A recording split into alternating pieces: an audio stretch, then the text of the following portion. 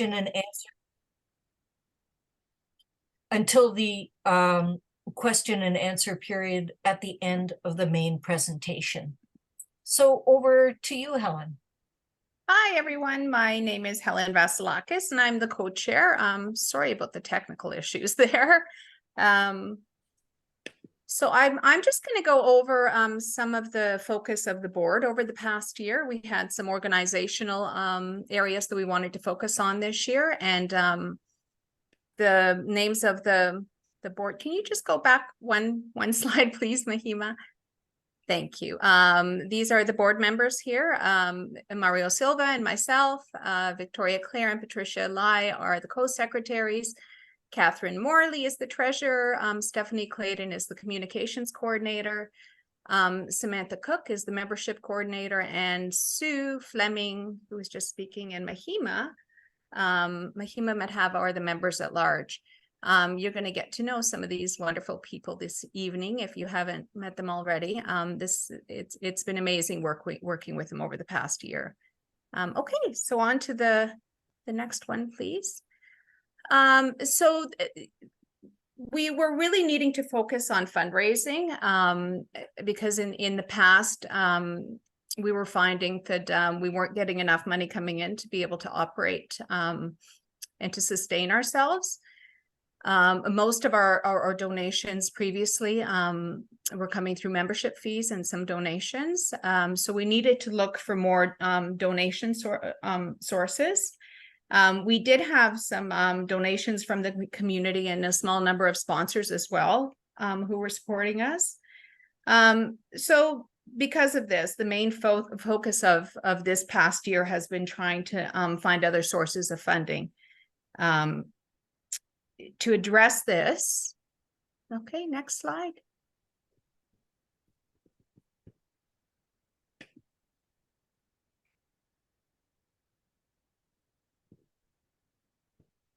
To address this, we turned our attention to building on our successful relationships with current sponsors that we had, such as Thule from Thule Toronto Mortgage Expert, and securing more sponsorships. We were fortunate enough to recruit Sarah Lopez, who's an event planner that specializes in corporate event planning. Sarah led the development of our sponsorship strategy, and with Sarah's guidance, we were able to significantly increase our sponsorship funding and bring back the Function in the Junction as our annual fundraiser. The Function in the Junction is taking place on Thursday, November the 23rd this year. Okay, next one, please, Mahima.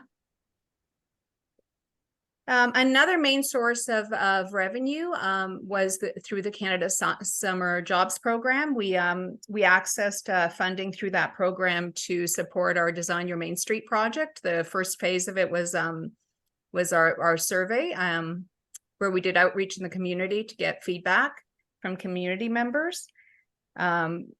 We successfully applied for the funding, and it came through the federal Canada Summer Jobs Program. The federal government provided us with $9,742 to go towards hiring of 2 researchers, and they completed the first phase, which we'll go into some detail a little bit later on this evening as well. Okay, next, Mahima.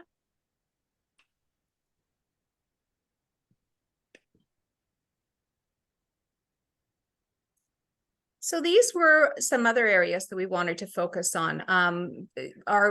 In 2021, and we only had director and officer insurance, and we were purchasing individual event insurance. And we decided that we would go ahead and purchase. We had enough events, and our membership voted for us to be able to purchase general liability insurance. So we do have that in place.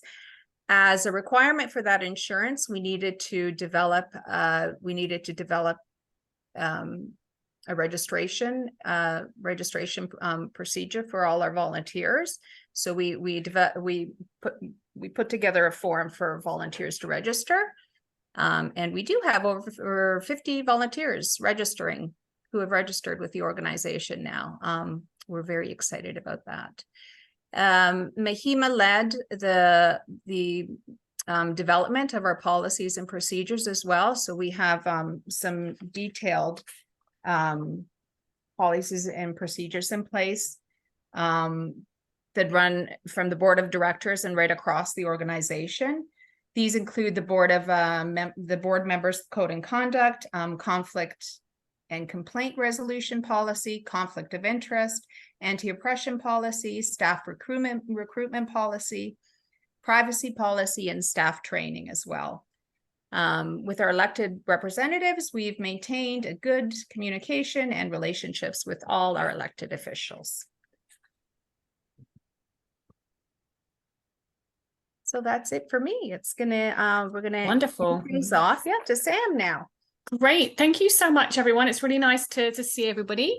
The mission or the vision of Junction Residents Association is to create a caring, healthy, vibrant community where all people can thrive. And one of the best ways we can do that is through engaging our committees and holding events, which we've done definitely in the past year, more so than ever before, it seems. So the next slide just shows you the list of people that make that happen. So it's actually broader, as you noticed, than the board members. It's other members of the community as well, really leaning in and helping bring all of these things to life. And we wanted to share with you by season what we've been working on over this past year.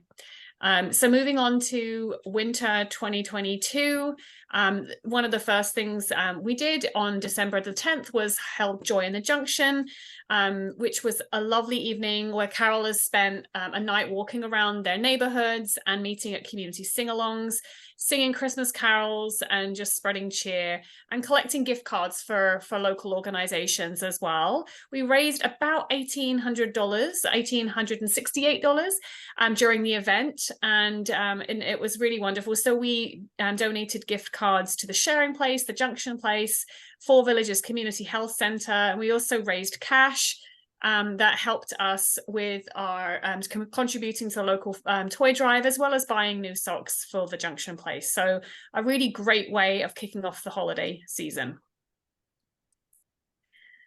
The next initiative was took place in the spring of 2023.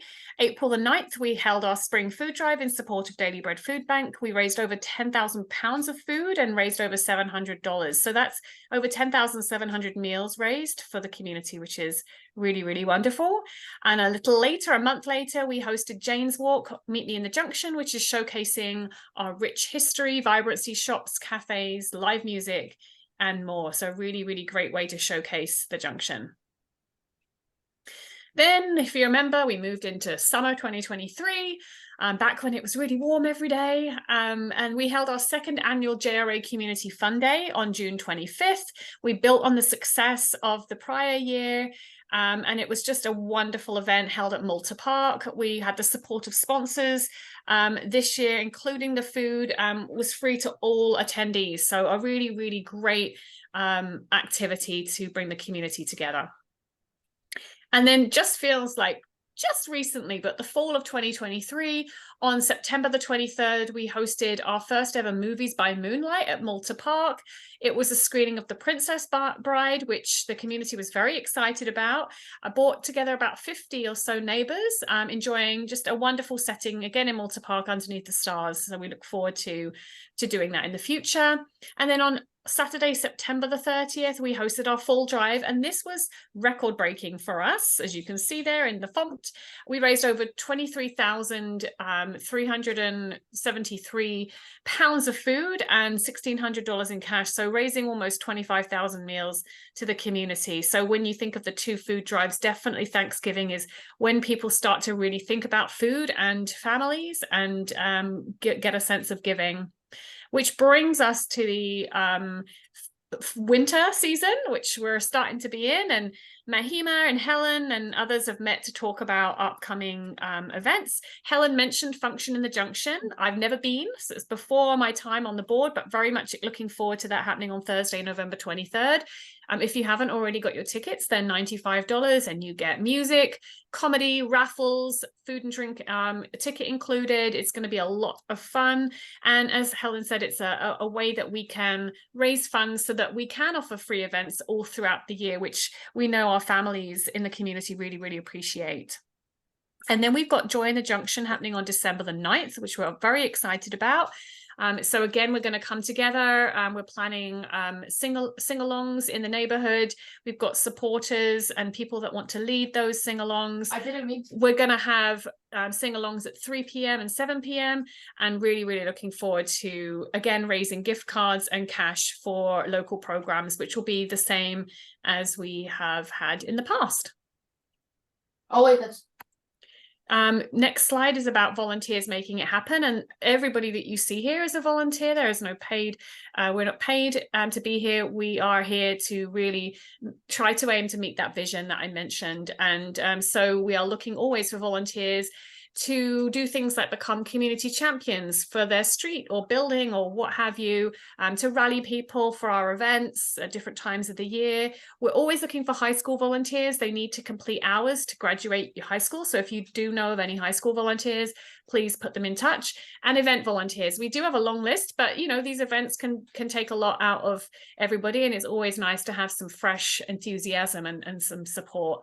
So if anybody's interested in that, you can visit torontogra.com and find out more and register to become a volunteer. Thanks very much. Thank you. And Mario, I think you can take it over from here. It's the development stuff now. So can I just use the, well, that'll be, I'll ask Mahina to proceed with the next slide. Okay, so thanks everyone for coming out. And my committee, Development Community Spaces Steering Committee, is comprised of four members: Vicky, Claire, Sue, Fleming, myself, of course, and Helen. Our job in this capacity is really to pursue a more serious vein of the kinds of things that we think is important to the community, resonates with our neighbors, and that has to do with the physical makeup of the area. It underlines much of the success that we see in the events that we have, as you've just seen. And one of the, go to the next slide, please. So one of the next things that we like to do is be mindful of an activity in the neighborhood that has an opportunity for us to play a role in making sure that our opinions as a community through the JRA are expressed, and we can assert our interests, whether it's in the capacity of assisting in sort of a group of neighbors, or to inform the city council elected officials about changes that we think might be problematic. So the purpose of the committee is, as you just you can see on here, I just alluded to, is to keep abreast of municipal policies, any changes for development, and where appropriate, we engage with the residents and municipal officials to ensure that there's a meaningful engagement and dialogue with them. And these activities that the committee has been involved with are comprised of a variety of activities. There's development applications on Dundas. There are two spearheaded by Garlic Development. The other was an appeal by a neighbor to one of Garlic's proposals at the Ontario Lands Tribunal. We submitted some correspondence in support of the concerns that we think the tribunal needed to adhere to. And currently, the expanding housing options in neighborhoods policy that the city proposed by our councillor Gord Perks, and for all the right reasons, looking for gentle intensification across main streets, was an opportunity for us to engage, and we are, with groups like the Junction Heritage Conservation District that seeks to protect heritage in the area, and the Federation of South Toronto Residents Association. They're a larger umbrella group that we're a member of, and that group essentially is on top of a variety of things having to do with themes like housing, open space, airport expansion in the south, a whole bunch of other elements that we've adopted for purposes of ensuring that we're playing a role in support of what they do, and sharing what we can with our board, and by extension our neighbors. Next slide, please. one of the most important things we did was last year was undertake a study. And we did this with a generous grant from the federal government. We hired one student and someone who's already well experienced with survey research. We were very lucky to have these two folks assisting us with what we needed to secure, and that was, go to the next slide, please. Yeah, so the Design Your Main Street initiative, this was something that our board had talked about pursuing in the context of how do we respond to change? What kinds of things would resonate with our neighbors? What gets them excited? What worries them? That kind of thing. So the initiative was a response to that. And really what we were sort of looking at was in a nebulous way before we undertook this Main Street initiative was just coming to terms of what it is that they were thinking of. We set up an online survey, and we thought probably the best way to do that is to be a little more, be proactive. Instead of taking a more passive approach and waiting for neighbors to sort of go online and what is the Junction doing? I understand there's some kind of a survey. Mario was coming around the hood. He was asking questions about us, about the neighborhood, blah, blah, blah. So we decided, why don't we formalize that process? So we hired the two students. They went out, they undertook, as part of this phase one, a survey of the community during the summer. And the phase two will be representing these aspirations in a form that is palpable. We can share it with a counselor, we can share it with city officials, planners, and that's the last part, will be the phase three. So one of the things that it's very easy to do is treat this like any other task, one that we could report back to and say, we've done this, done that, now let's move on to the next one. This is much more profound because it has to be fleshed out if we're going to be doing this properly with our neighbors.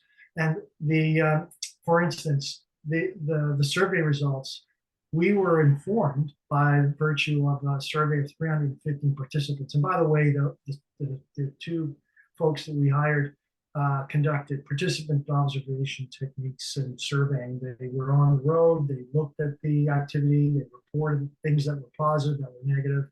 They made some general observations about what they thought were highlights in the area. But what I thought was worthy of reporting out here was, based on the 315 participants in the survey, 84% had participated, of the respondents had participated in community activities in the Junction. That was pretty important. The other was that 72% live within a short walk of Dundas. 57% spend every day, or at least almost every day, on the main street. And that's what we're talking really about Dundas. And the last one that I thought was a very compelling statistic, and because it basically told us there's a lot of room to improve, was that only 45% thought there was something on the main street that was attracting them to the area. While 25% thought there was a strong attraction, some amenity of some sort, and 25% didn't think so. So I think there's a lot of room to improve our main street. Go to the next slide, please. And that's really the end of it. But if I could just leave you with one thought, this Design Your Main Street initiative, a very important initiative for the board, and I'm proud of the fact that there's been a resounding level of support, not just among our board, but within the community for this initiative. It's 3 phases. First phase we've completed. Second phase we've got to pursue with developing some kind of a document that we could share with the city, and then the third phase would be engaging with the council. That's my report from the Development Services. Thanks, Mario. So we're going to move on next to the Environmental Stewardship Committee, and Vicky's going to go over that. Hello, everybody, and thank you for coming. Another AGM. I'm going to talk a little bit about another second annual event that we had in our second annual event rotation of events. Anyway, the Environmental Stewardship Committee this year, supported the Clean Toronto Together program again. It was a very, very, very rainy day, and participation may not have been as high as you might have expected on a slightly less rainy day. But we did participate, and those who did spent 30 minutes or so doing a litter pickup near their homes, brought their recycling and garbage bags to Malta Park, and the city picked that up in the early afternoon. So there was no large pile of litter for raccoons to get involved with or anything like that. I have no doubt that we'll do it again this coming year. So I'm hoping for better weather and maybe a slightly higher participation rate, but still it's a nice little event to get involved with. If you go to the next slide, please. Another of the environmental committee's focuses is the Junction Adopt a Tree street tree program. And this was a legacy that came from a LEAF funded, excuse me, a LEAF funded initiative. LEAF was a tree oriented advocacy group. We started to take a greater interest in that program in July 2022, August 20, and then into the next year. In January 2023, on the next slide,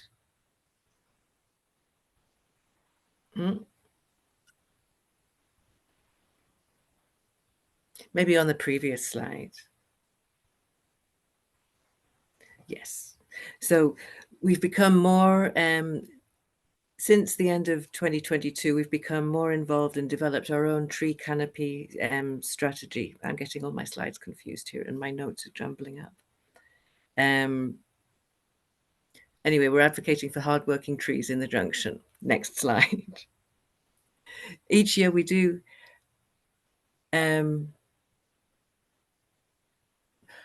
this is why this slide is important. Each year we do put out a call for volunteers to help with the tree watering program. We water trees along Dundas Street West between Indian Grove and Quebec. In 2023, there were only 3 teams. There were 4 teams the year before. But fortunately, 2023 summer was a rainier summer than, as evidenced at the beginning with the litter pickup, a wetter season, so the trees were not quite as distressed as it could have happened. Next slide.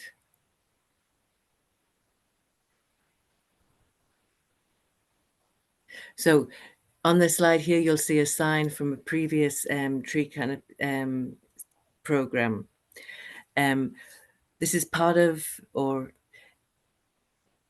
in January 2023, we created the tree canopy strategy and applied unsuccessfully for a number of grants. The plan is to continue to apply for grants, hopefully more successfully in the future. But our focus is to increase awareness around native trees, their needs, and how they can support healthy communities. Trees are on the agenda of things that we discuss with Councillor Perks when he's available. And despite, on the next slide, despite our lack of funding, the Junction Residents Association takes the opportunity at various community events to share knowledge about trees and to continue to advocate for the Junction trees. That's all we have to say in the Environmental Committee in a rambled sort of way. Anyway, Thanks, it's Vicky. good work. Thanks, Vicky. That Good was work. great. So now on to our finances, and Katie's gonna go over our finances. Okay, I'll need the next slide, please, because I'm going to look at that with you guys. So this is the second year that we've done, that I did the annual statement, and I've come to really understand how much work Helen does to prepare for this, because she keeps meticulous files on every penny that comes in and every penny that goes out. So first of all, Helen, you're amazing. Thank you for doing that. And second of all, yeah, she's kind of the backbone of how we exist here, and she amazes me. But anyways, you can see it's pretty clear. We start out the way that the balance sheet works is we start out the year with a certain amount of money in the bank. Over here, you can see our year started on our year is ending on August 31st because we have our AGM in this quarter and we can only report up to the end of the previous quarter. And the assets over here is what we have in top left is what we have in the bank. And then below that, if there was some discrepancy between what we spent and what we had, you'd see it there. But because we don't have any discrepancies, it's the exact same amount. And if you go down the right-hand side, you can see the income is all of the money that was brought in this year from all of the things we've just listed, all of the fundraising events, plus membership fees, plus grants, plus the function in the junction and ticket sales, and the funding that we got for the students that we had last year. It's all there, and the total income was $20,154.18. And then below that, you can see what we spent money on in the last year, and it's all very transparent. And I think if anyone has any questions, we can answer them. But if you just go down the list, you'll see we have, your basic business operation expenses, like websites, bank charges, insurance. We have a fee for FOSTRA, which is a residents association that we like to be involved in, and it's a nominal fee. So if anyone has questions about that, I think Mario can tell us more about what that is.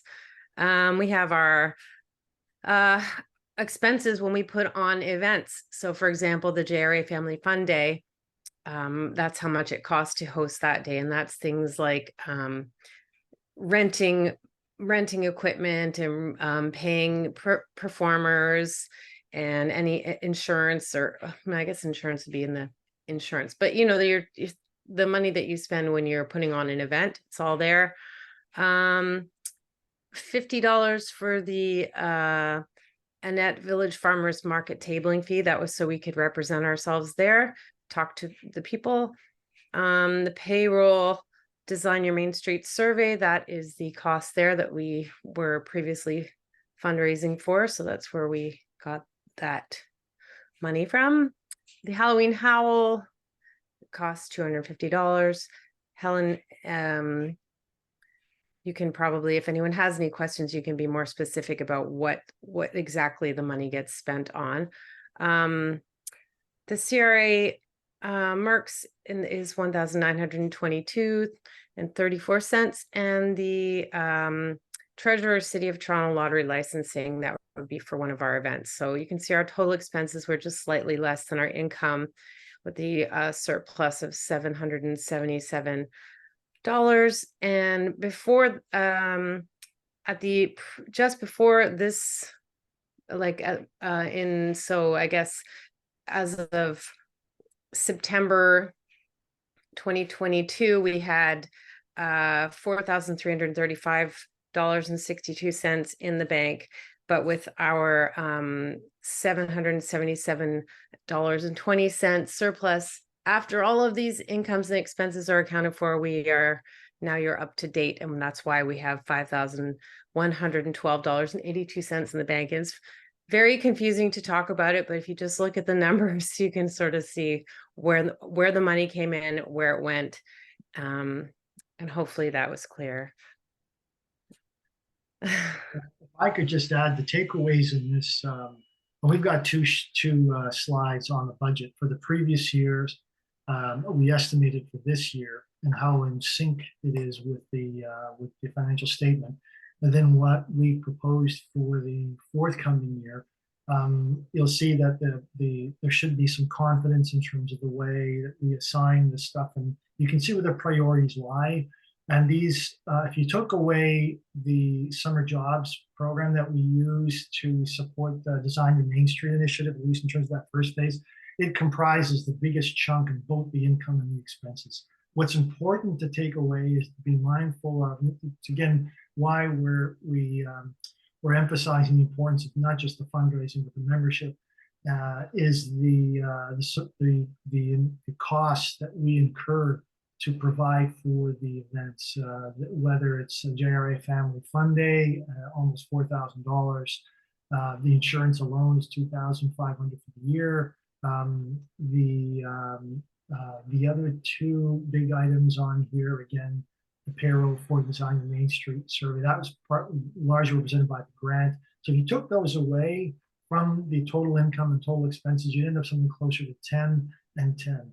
So we're spending where we're basically generating income for, and not much of a surplus to be carrying over, particularly when you look at the next slide. You'll see in this case here, our goal for 23 was 5,000, and we're right there.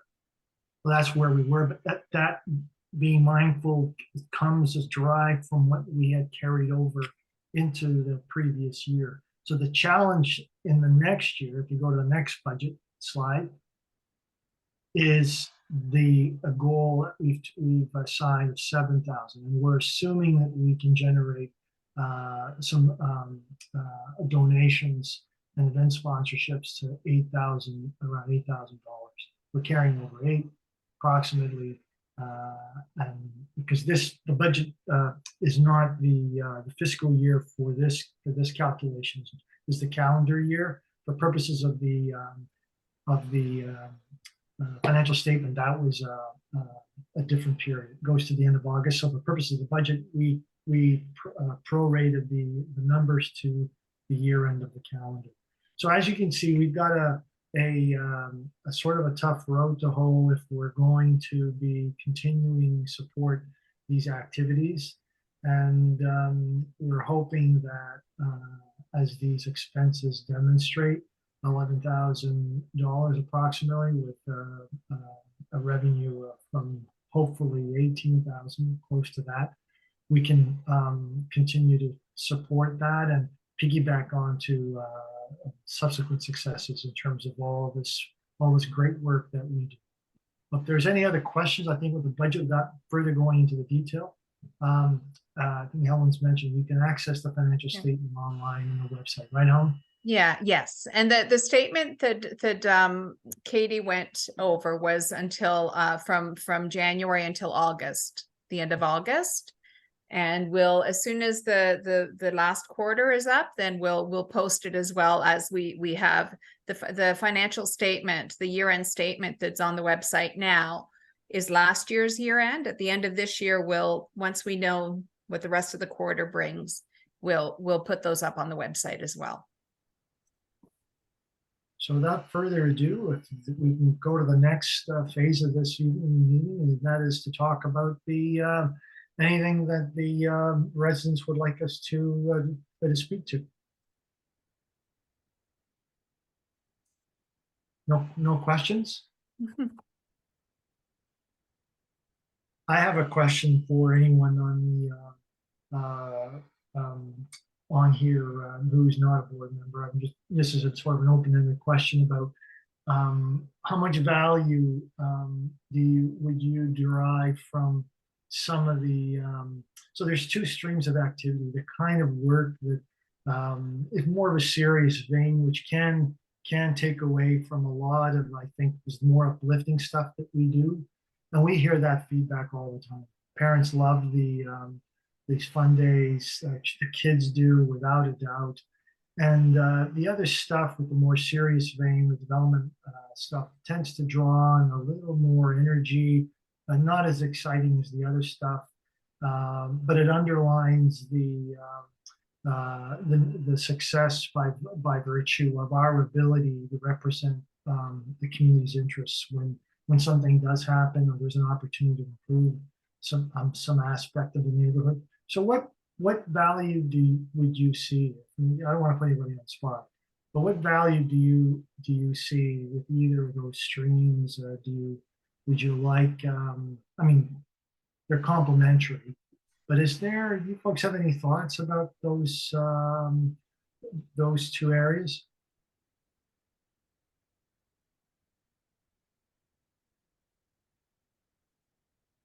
No worries if not.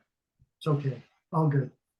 I mean, we've chatted enough with our neighbors to know that I think they want a sort of status quo approach to a lot of this. They're having to assign any priority in terms of whether it's the monitoring development or whatever. But I think this is probably a good time, Ellen, to say thank you very much. I hope I'm not being too premature in wrapping this up.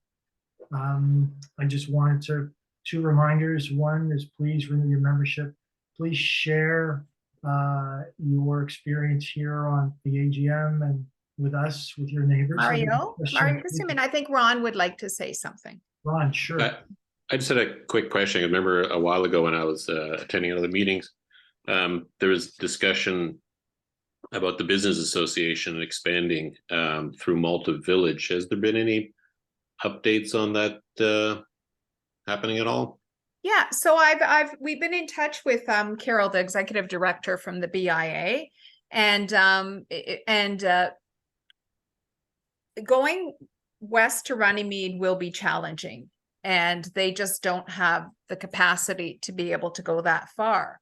But having discussions with Carol, going one block at a time is a much easier process.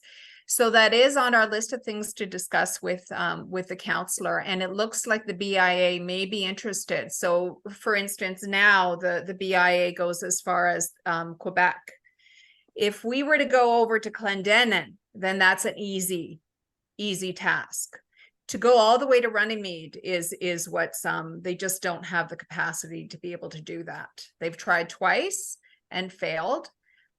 So I think our focus now is to support the expansion going to Clendenin. What we as a board would like to do, and we're going to bring it to Gord, is to see if maybe that little triangle area where the gazebo space is, if we can sneak that in as well, because the BIA, Carol, is quite excited about doing something with that space. Does that answer your question, Ron?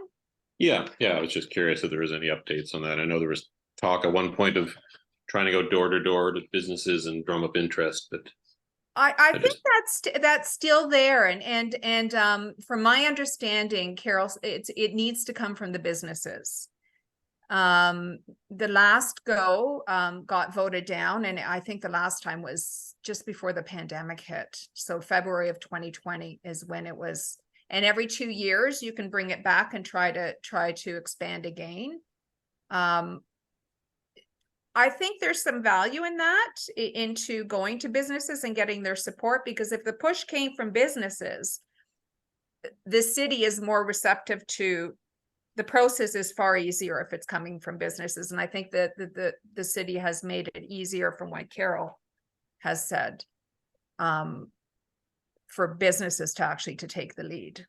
Sweet Potato got that whole area, and they led the charge. They didn't go through the BIA. They went themselves through the city. So you don't necessarily need the BIA to do it, but it does need to come from the businesses.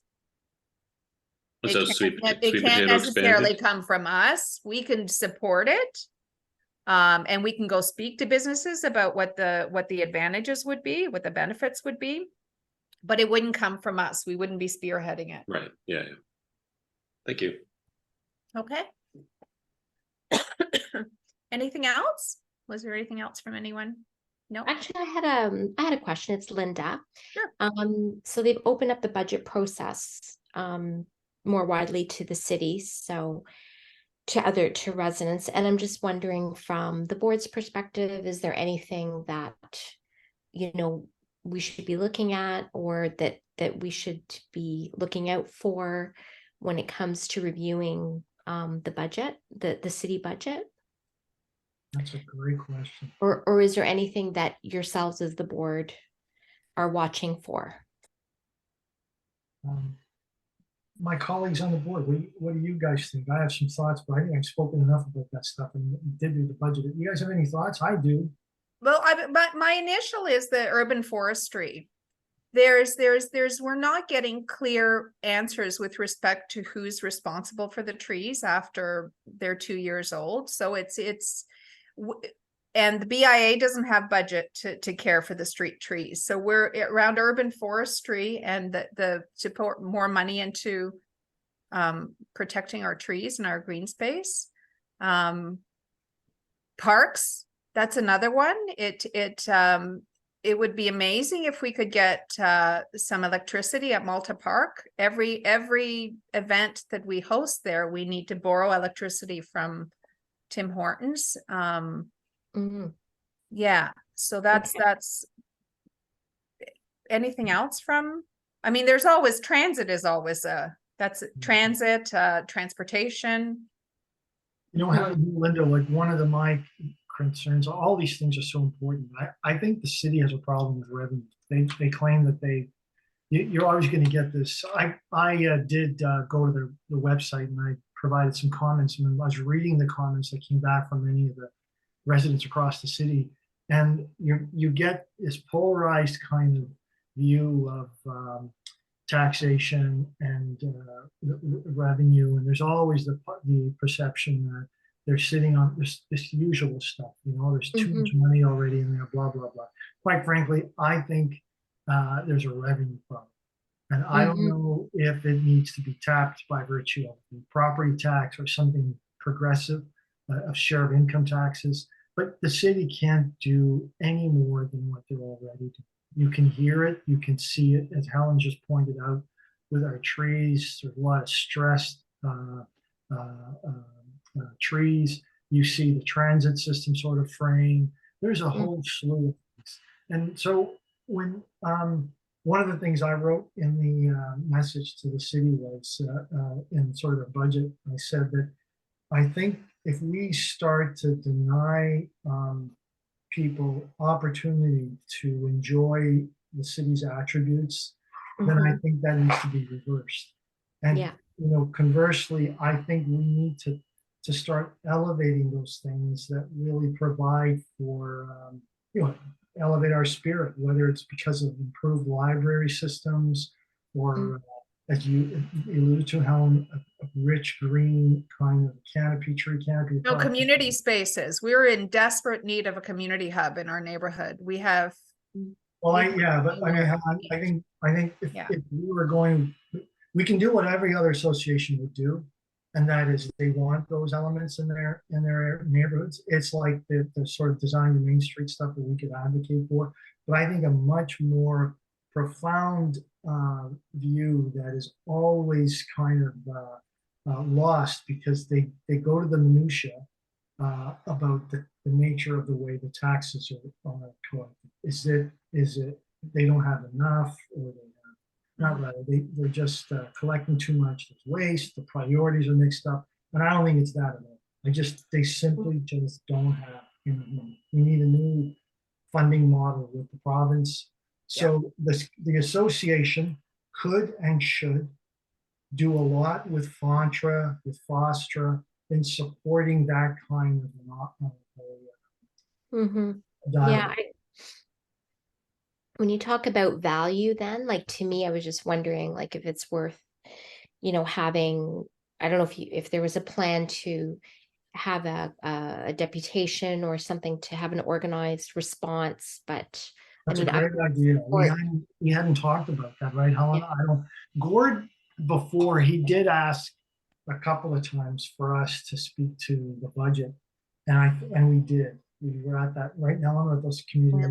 With the avenue study. So, you know, that's a great question. I don't know if we'll talk about it as a board as to how to approach the city on this, and whether we should make a deputation without being prompted by the councillor. Yeah, that's a great idea. Does FOSTRA? I think FOSTRA does. They Yeah, they will as well. They will, for sure. But as far as the JRA goes and all the other ones, it's not a bad suggestion. I mean, if there's a way that, like, we can also see what that is. I mean, you know, certainly I'm like one person, and I have, like, I think I share the vision of the board, and I was just wondering what the plans were there. And my other question was, I don't know if I had mentioned this last year about the environment, but I was going to ask Gord, but do you know if we do material recycling, like fabric recycling? Oh.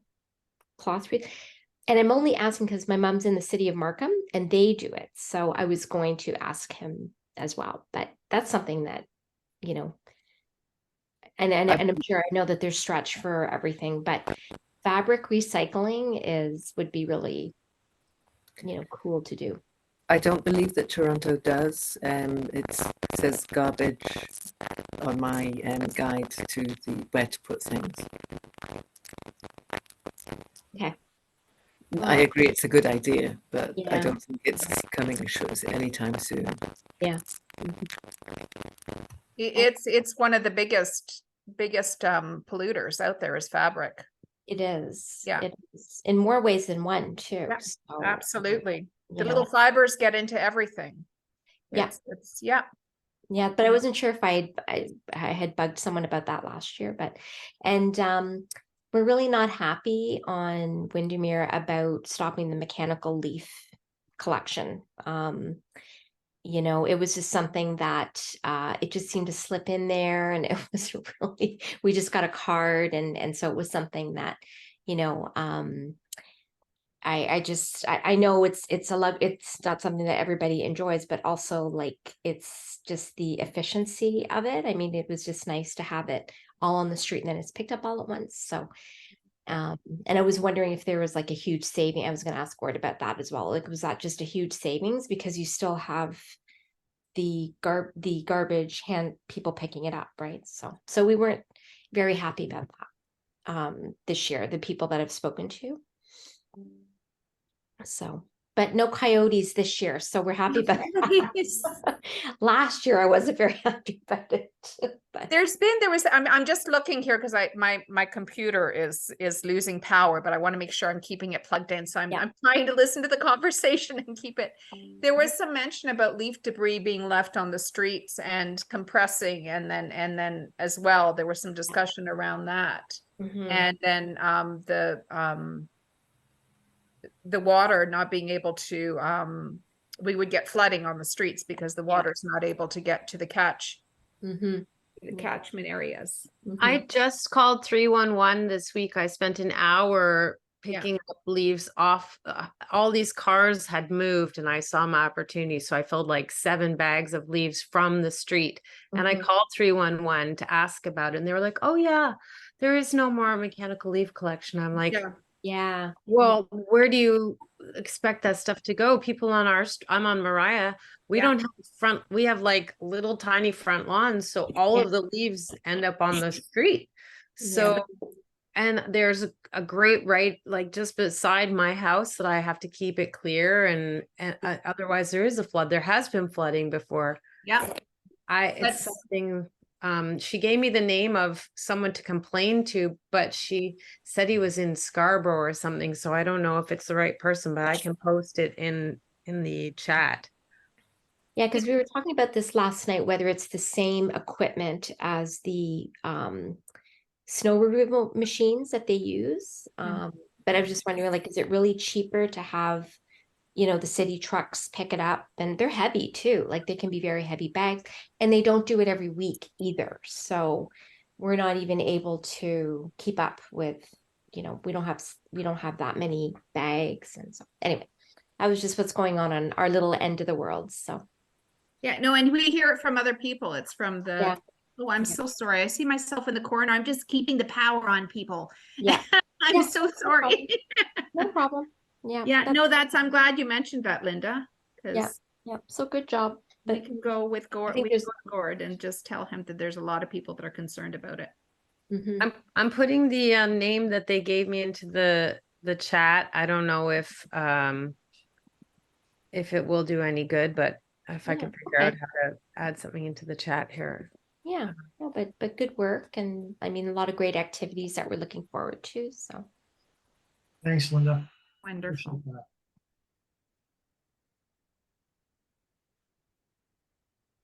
Is there anything else?